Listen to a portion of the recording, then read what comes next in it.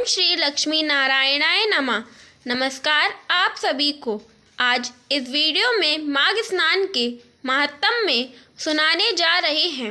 मुनि श्रृंग द्वारा एक हाथी का उद्धार तथा यमराज की स्तुति कर मृत्यु को प्राप्त हुई कन्याओं को जीवित किया। तो सुनते हैं माघ स्नान की महिमा में मृगशृंग मुनि और एक हाथी की कथा को। तो सुनिए। वशिष्ठ जी कहते हैं, राजन, भोजपुर में उचथ्य नामक एक श्रेष्ठ मुनि थे। उनके कमल के समान नेत्रों वाली एक कन्या थी जिसका नाम सुब्रता था। वह माघ मास में प्रतिदिन सवेरे ही उठकर अपनी कुमारी सखियों के साथ कावेरी नदी के पश्चिमगामी प्रवाह में स्नान किया करती थी। स्नान के समय यह इस प्रकार प्रार्थना करती, देवी, तुम सदा पर्वत की घाटी से निकलकर श्रीरंग क्षेत्र में प्रवाहित होती हो। श्री कावेरी, तुम्हें नमस्कार है। मेरे पापों का नाश करो। तुम बड़ी सौभाग्यशालिनी हो। माघ मास में जो लोग तुम्हारे जल में स्नान करते हैं उनके बड़े बड़े पापों को हर लेती हो। माता, मुझे मंगल प्रदान करो। पश्चिम वाहिनी कावेरी, मुझे पति, धन, पुत्र, संपूर्ण मनोरथ और पातिव्रत्य पालन की शक्ति दो। यो कहकर सुव्रता कावेरी को प्रणाम करती और जब कुछ सूर्य का उदय होने लगता उसी समय वह नित्य स्नान किया करती थी। इस प्रकार उसने 3 वर्षों तक माघ स्नान किया। उसका उत्तम चरित्र तथा गृह कार्य में चतुरता देखकर पिता का मन बड़ा प्रसन्न रहता था। वे सोचने लगे, अपनी कन्या का विवाह किससे करूं। इसी बीच में कुल्स मुनि ने अपने पुत्र ब्रह्मचारी वत्स का विवाह करने के लिए उच्चद की सुमुखी कन्या सुव्रता का अपहरण करने का विचार किया। सुव्रता बड़ी सुंदरी कन्या थी। उसमें अनेक शुभ लक्षण थे। वह बाहर भीतर से शुद्ध तथा निरोग थी। उस समय उसकी कहीं तुलना नहीं थी। वत्स मुनि ने उसे विवाह करने की अभिलाषा की। एक दिन सुव्रता अपनी 3 सखियों के साथ माघ स्नान करने के लिए अरुणोदय के समय कावेरी के तट पर आई। उसी समय एक भयानक जंगली हाथी पानी से निकला। उसे देखकर सुव्रता आदि कन्याएं भय से व्याकुल होकर भागी। हाथी भी बहुत दूर तक उनके पीछे पीछे गया। चारों कन्याएं वेग से दौड़ने के कारण हाँफने लगीं और तिनकों से ढके हुए एक बहुत बड़े जल शून्य कुएं में गिर पड़ी। कुएं में गिरते ही उनके प्राण निकल गए। जब वह घर लौटकर नहीं आई तब माता पिता उनकी खोज करते हुए इधर उधर भटकने लगे। उन्होंने वन वन में घूमकर झाड़ी झाड़ी छान डाली। आगे जाने पर उन्हें एक गहरा कुआं दिखाई दिया जो तिनकों से ढका होने के कारण प्रायः दृष्टि में नहीं आता था। उन्होंने देखा वह कमल लोचना कन्याएं कुएं में भीतर निर्जीव होकर पड़ी हैं। उनकी माताएं कन्याओं के पास चली गईं और शोकप्रस्त हो बारंबार उन्हें छाती से लगाकर विमले, कमले, सुव्रते, सुरसे आदि नाम ले लेकर विलाप करने लगी। कन्याओं की माताएं जब इस प्रकार जोर जोर से क्रंदन कर रही थी उसी समय तपस्या के भंडार, कांतिमान, धीर तथा जितेंद्रिय श्रीमान मृगशन्य मुनि वहां आ पहुँचे। उन्होंने मन ही मन एक उपाय सोचा और सोचकर उन्हें आश्वासन देते हुए कहा, जब तक इन कमल नयन कन्याओं को जीवित न कर दूं तब तक आप लोग इनके सुंदर शरीर की रक्षा करें। यो कहकर मुनि परम पावन कावेरी के तट पर गए और कंठ भर पानी में खड़े हो मुख एवं भुजाओं को ऊपर उठाए सूर्य देव की ओर देखते हुए मृत्यु देवता की स्तुति करने लगे। इसी बीच में एक समय वहीं हाथी पानी के भीतर से उठा और उन ब्राह्मण मुनि को मारने के लिए सूंड उठाए बड़े वेग से उनके समीप आया। हाथी का क्रोध देखकर भी मुनि मृग छड़ जल से विचलित नहीं हुए, अपितु चित्रलिखित से चुपचाप खड़े रहे। पास आने पर एक ही क्षण में उस गजराज का क्रोध चला गया। वह बिल्कुल शांत हो गया। उसने मुनि को सूंड से पकड़कर अपनी पीठ पर बिठा लिया। मुनि उसके भाव को समझ गए। उसके कंधे पर सुखपूर्वक बैठने से उन्हें बड़ा संतोष हुआ और जब समाप्त करके हाथ में जल ले, मैंने 8 दिनों के माघ स्नान का पुण्य तुम्हें दे दिया। यो कहकर उन्होंने शीघ्र ही वह जल हाथी के मस्तक पर छोड़ दिया। इससे गजराज पाप रहित हो गया और मानो इस बात को स्वयं भी समझते हुए उसने प्रलयकालीन मेघ के समान बड़े जोर से गर्जना की। उसकी इस गर्जना से भी मुनि के मन में बड़ी प्रसन्नता हुई और उन्होंने कृपा पूर्वक उस गजराज की ओर देखकर उसके ऊपर अपना हाथ फेरा। मुनि के हाथ का स्पर्श होने से उसने हाथी का शरीर त्याग दिया और आकाश में देवता की भांति दिव्य रूप धारण किए दृष्टिगोचर हुआ। उस रूप में उसे देखकर मुनीश्वर को बड़ा विस्मय हुआ। तब दिव्य रूपधारी उस जीव ने कहा, मुनीश्वर, मैं कृतार्थ हो गया, क्योंकि आपने मुझ अत्यंत निंदित एवं पापमयी पशु योनि से मुक्त कर दिया। दयानिधि, अब मैं अपना सारा वृतांत बतलाता हूँ, सुनिए। पूर्व काल की बात है। नेषद नगर में विश्वगुप्त नाम से प्रसिद्ध परम धर्मात्मा तथा स्वधर्म पालन में तत्पर एक वैश्य रहते थे। मैं उन्हीं का पुत्र था। मेरा नाम धर्मगुप्त था। स्वाध्याय, यज्ञ, दान, सूद लेना, पशुपालन, गौरक्षा, खेती और व्यापार, यही सब मेरा काम था। द्विज श्रेष्ठ, मैं अनुचित काम और दंभ से सदा दूर ही रहा। सत्य बोलता और किसी की निंदा नहीं करता था। इंद्रियों को काबू में रखकर अपनी स्त्री से ही अनुराग करता था और पराई स्त्रियों के संपर्क से बचा रहता था। मुझ में राग, भय और क्रोध नहीं थे। लोभ और मस्तक को भी मैंने छोड़ रखा था। दान देता, यज्ञ करता, देवताओं के प्रति भक्ति रखता और गौओं तथा ब्राह्मणों के हित में संकल्प रहता था। सदा धर्म, अर्थ और काम का सेवन करता तथा व्यापार के काम में कभी किसी को धोखा नहीं देता था। ब्राह्मण लोग जब यज्ञ करते उस समय उन्हें बिना मांगे ही धन देता था। समय पर श्रद्धा तथा संपूर्ण देवताओं का पूजन करता था। अनेक प्रकार के सुगंधित द्रव्य, बहुत से पशु, दूध, दही, मठा, गोबर, घास, लकड़ी, फल, मूल, नमक, जायफल, पीपल, अन्न, साग के बीज, नाना प्रकार के वस्त्र, धातु, इर्क के रस से तैयार होने वाली वस्तुएं और अनेक प्रकार के रस बेचा करता था और जो औरों से लेता वह अधिक नहीं होता था। जिन रसों के बेचने से पाप होता है उनको छोड़कर अन्य रसों को बेचा करता था। बेचने में छल कपट से काम नहीं लेता था। जो मनुष्य साधु पुरुषों को व्यापार में ठगता है वह घोर नरक में पड़ता है तथा उसका धन भी नष्ट हो जाता है। मैं सब देवताओं, ब्राह्मणों तथा गौओं की प्रतिदिन सेवा करता और पाखंडी लोगों से दूर रहता था।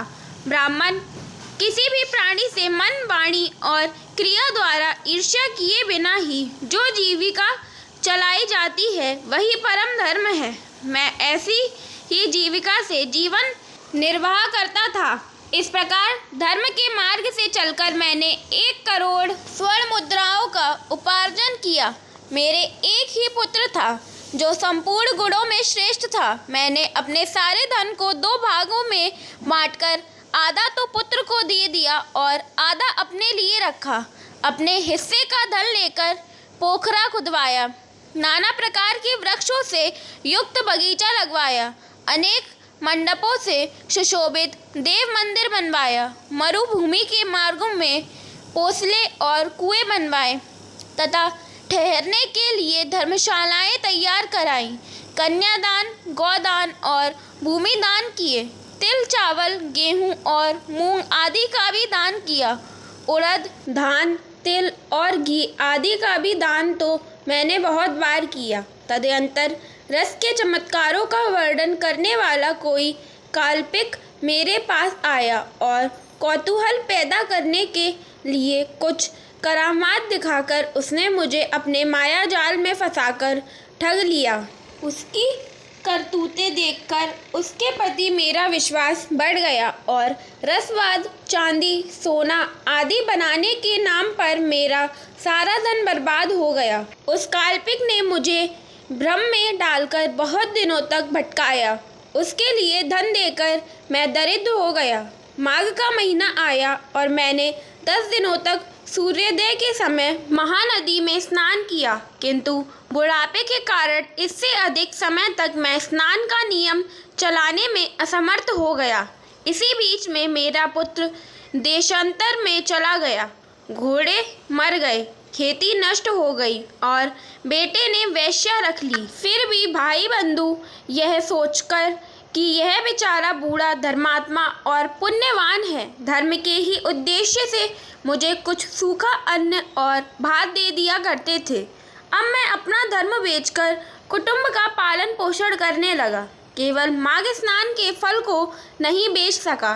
एक दिन जिह्वा की लोकपुकता के कारण दूसरे के घर पर खूब गले तक ठूसकर मिठाई खा ली। इससे अजीर्ण हो गया।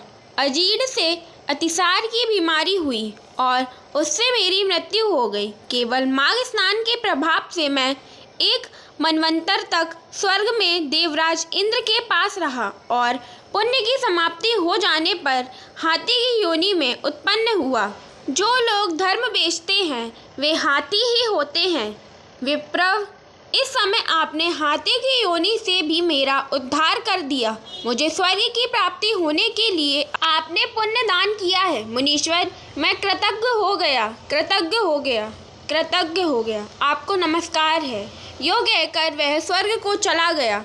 सच है, सत्य पुरुष का संग उत्तम गति प्रदान करने वाला होता है। इस प्रकार महानुभाव मृगशंग वैश्य को हाथी की योनि से मुक्त करके स्वयं गले तक पानी में खड़े हो सूर्य नंदन यमराज की स्तुति करने लगे। ओम यम धर्मराज मृत्यु अंतक वेवस्वत काल सर्वभूतक्षय औदुम्बर दग्र नील परमेष्टि वृक्कोदर चित्र और चित्रगुप्त, इन 14 नामों से पुकारे जाने वाले भगवान यमराज को नमस्कार है, जिनका मुख दाढ़ों के कारण विकराल प्रतीत होता है और टेढ़ी भौं से युक्त आंखें क्रूरतापूर्ण जान पड़ती हैं, जिनके शरीर में ऊपर की ओर उठे हुए बड़े बड़े रोम हैं तथा ओठ भी बहुत लंबे दिखाई देते हैं।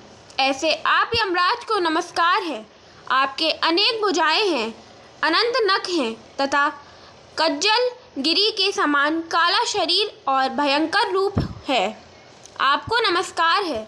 भगवान, आपका वेश बड़ा भयानक है। आप पापियों को भय देते हैं, काल दंड से धमकाते हैं और सब प्रकार के अस्त्र शस्त्र धारण करते हैं। बहुत बड़ा भैंसा आपका वाहन है। आपके नेत्र दहकते हुए अंगारों के समान जान पड़ते हैं। आप महान हैं। मेरु पर्वत के समान आपका विशाल रूप है। आप लाल माला और वस्त्र धारण करते हैं। आपको नमस्कार है। कल्पांत के मेघों की भांति जिनकी गंभीर गर्जना और प्रलयकालीन वायु के समान प्रचंड वेग है, जो समुद्र को भी पी जाते, संपूर्ण जगत को ग्रास बना लेते, पर्वतों को भी चबा जाते और मुख से आग उगलते हैं, उन भगवान यमराज को नमस्कार है। भगवान अत्यंत घोर और अग्नि के समान तेजस्वी, काल रूप मृत्यु तथा बहुत से रोग आपके पास सेवा में उपस्थित रहते हैं। आपको नमस्कार है। आप भयानक मारी और अत्यंत भयंकर महामारी के साथ रहते हैं। पापियों के लिए आपका ऐसा ही स्वरूप है। आपको बारंबार नमस्कार है। वास्तव में तो आपका मुख खिले हुए कमल के समान प्रसन्नता से पूर्ण है। आपके नेत्र में करुणा भरी है। आप पितृ स्वरूप हैं। आपको नमस्कार है। आपके केश अत्यंत कोमल हैं और नेत्र बाहों की रेखा से सुशोभित हैं। मुख के ऊपर मूछें बड़ी सुंदर जान पड़ती हैं। पके हुए बिंब फल के समान लाल होठ आपकी शोभा बढ़ाते हैं। आप 2 भुजाओं से युक्त स्वर्ण के समान कांतिमान और सदा प्रसन्न रहने वाले हैं। आपको नमस्कार है। आप सब प्रकार के आभूषणों से विभूषित रत्नमय सिंहासन पर विराजमान, श्वेत माला और श्वेत वस्त्र धारण करने वाले तथा श्वेत शस्त्र से सुशोभित हैं। आपकी दोनों ओर 2 दिव्य नारियां खड़ी होकर हाथों में सुंदर चवर लिए डुला रही हैं। आपको नमस्कार है। गले के रत्नमय हार से आप बड़े सुंदर जान पड़ते हैं। रत्नमय कुंडल आपके कानों की शोभा बढ़ाते हैं। आपके हार और बाजूबंद भी रत्न के ही जान पड़ते हैं तथा आपके किरीट में नाना प्रकार के रत्न जड़े हुए हैं। आपकी कृपा दृष्टि सीमा का अंतिकरण कर जाती है। आप मित्र भाव से सबको देखते हैं।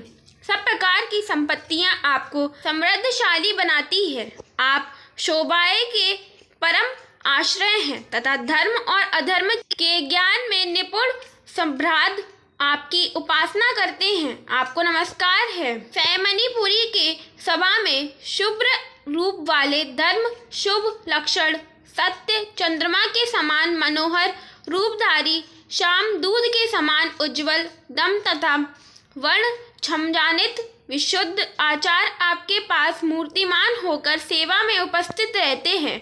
आपको नमस्कार है। आप साधुओं पर सदा स्नेह रखते, वाणी से उनमें प्राणों का संचार करते, वचनों से संतोष देते और गुणों से उन्हें सर्वगुण संपन्न कहते हैं। सज्जन पुरुषों पर सदा संतुष्ट रहने वाले आप धर्मराज बारंबार नमस्कार है। जो सबके काल होते हुए भी शुभ कर्म करने वाले पुरुष पर कृपा करते हैं। जो पुण्यात्मा के हितैषी, सत्पुरुष के संगी, संयमनीपुरी के स्वामी, धर्मात्मा तथा धर्म का अनुष्ठान करने वालों के प्रिय हैं। उन धर्मराज को नमस्कार है जिसकी पीठ पर लटके हुए घंटों की ध्वनि से सारी दिशाएं गूंज उठती हैं तथा जो ऊंचे ऊंचे सींगों और फुकारों के कारण अत्यंत भीषण प्रतीत होता है। ऐसा महान भैंसे पर जो विराजमान रहते हैं तथा जिनकी 8 बड़ी बड़ी भुजाएं क्रमश नाराज शक्ति, मुसल, खड़ंग, गदा, त्रिशूल, पाश और अंकुश से सुशोभित हैं, उन भगवान यमराज को प्रणाम है।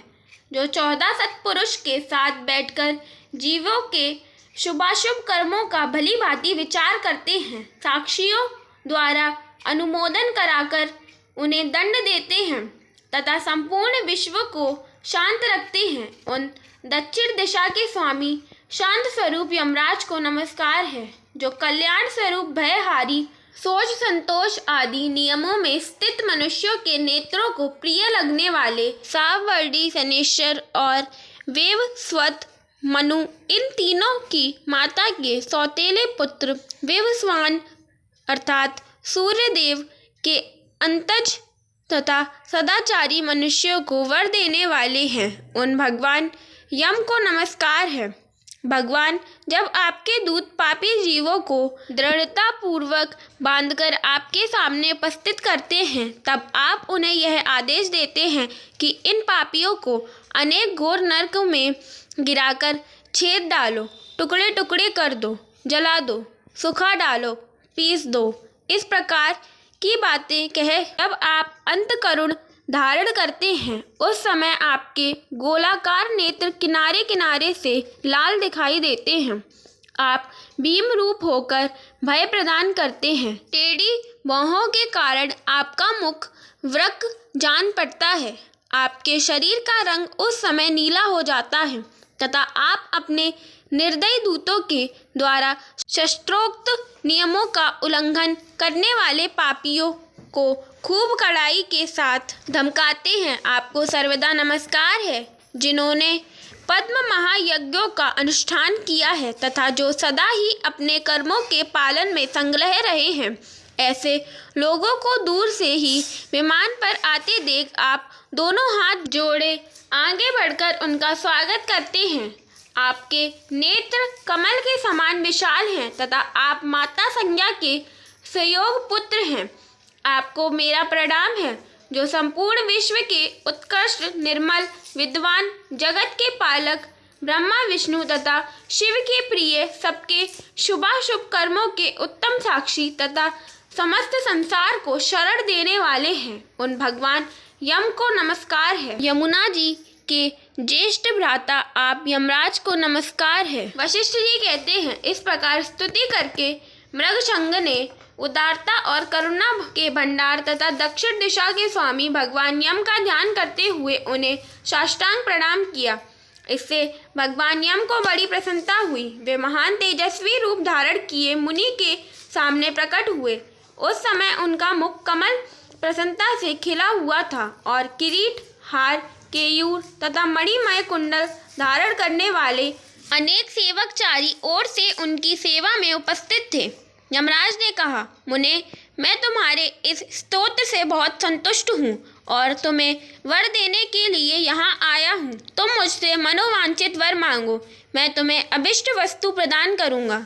उनकी बात सुनकर मुनीश्वर मृगशंग उठकर खड़े हो गए। यमराज को सामने उपस्थित देख उन्हें बड़ा विस्मय हुआ। उनके नेत्र प्रसन्नता से खिल उठे। कृतांत को पाकर उन्होंने अपने को सफल मनोरथ समझा और हाथ जोड़कर कहा, भगवान, इन कन्याओं को प्राण दान दीजिए। मैं आपसे बारंबार यही याचना करता हूँ। मुनि का कथन सुनकर धर्मराज ने अदृश्य रूप से उन ब्राह्मण कन्याओं को उनके शरीर में भेज दिया। फिर तो सोकर उठे हुए की भांति वे कन्याएं उठ खड़ी हुईं। अपनी बालिकाओं को सचेत होते देख माताओं को बड़ा हर्ष हुआ। कन्याएं पहले की ही भांति अपना अपना वस्त्र पहनकर माताओं को बुलाकर उनके साथ अपने घर गईं। वशिष्ठ जी कहते हैं, इस प्रकार विप्र मृगशंग को वरदान दे यम देवता अपने पार्षदों के साथ अंतर्धान हो गए। इधर ब्राह्मण भी यमराज से वर पाकर बड़ी प्रसन्नता के साथ अपने आश्रम को लौटे। जो मानव प्रतिदिन यमराज की इस स्तुति का पाठ करेगा उसे कभी यम यातना नहीं भोगनी पड़ेगी। उसके ऊपर यमराज प्रसन्न होंगे। उसकी संतति का कभी अपमृत्यु से पराभाव ना होगा। उसे इस लोक और परलोक में भी लक्ष्मी की प्राप्ति होगी तथा उसे कभी रोग का शिकार नहीं होना पड़ेगा। जो माघ के महीने में इस कथा का श्रवण करता है उसे श्री हरि की असीम कृपा प्राप्त होती है। जय श्री हरि, जय श्री कृष्ण। ओम नमो भगवते वासुदेवाय नमः।